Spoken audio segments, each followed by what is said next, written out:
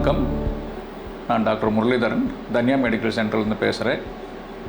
அதிகரித்து வரும் இருதய நோய், மாரடைப்பு நோய் காரணமாக அதன் மூலமாக சில விளக்கங்களை நான் இந்த காணொளியில் சொல்கிறேன்.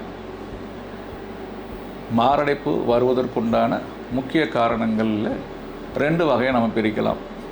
ஒன்று மாடிஃபையபிள், ரெண்டாவது நான் மாடிஃபையபிள் ரிஸ்க் ஃபேக்டர்ஸ்னு சொல்லுவோம் ஆங்கிலத்தில். நான் மாடிஃபைபிள் அப்படிங்கிறது நமக்கு அதிகரித்து வரும் ஏஜ், நமக்கு வயசு அதிகரிக்க மாரடைப்பு வரதுக்குண்டான வாய்ப்புகள் அதிகமாகும். ரெண்டாவது பாலினம், ஆண் பால் உங்களுக்கு அதிகப்படியான நமக்கு மாரடைப்புக்குண்டான ரிஸ்க் ஜாஸ்தியாகும். பெண்களுக்கும் மாரடைப்பு நோய் வரும்.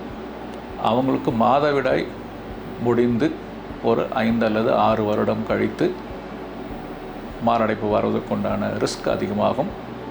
மேலும் அவர்களுக்கு சர்க்கரை நோய் இருக்குமேயானால் ஆண்களுக்கு நிகராக உங்களுக்கு பெண்களுக்கும் மாரடைப்பு நோய் வருவதற்குண்டான வாய்ப்புகள் அதிகம்.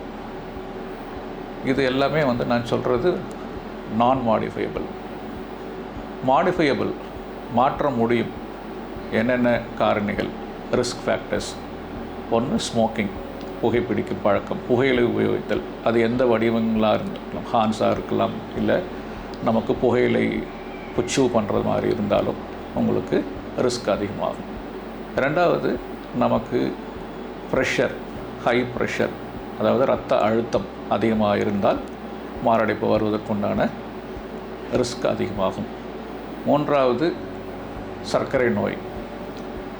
நான்காவது கொலஸ்ட்ரால், ஹை கொலஸ்ட்ரால் லெவல்ஸ்.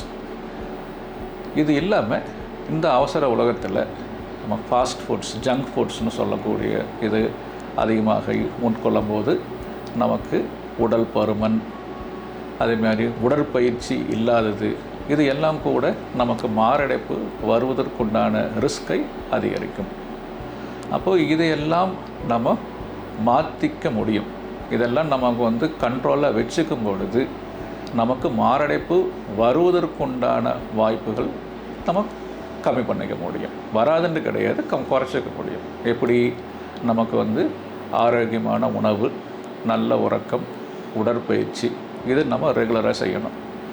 ரெண்டாவது நமக்கு ப்ரெஷர் இருந்தால், சுகர் இருந்தால், கொலஸ்ட்ரால் ஜாஸ்தியாக இருந்தால் நம்ம டாக்டரிடம் அணுகி அதற்கு உரிய மருந்துகளோ இல்லை நமக்கு உண்டான டயட் கண்ட்ரோல், எக்ஸசைஸ், இதன் மூலமாக அதையே கட்டுப்படுத்தணும்.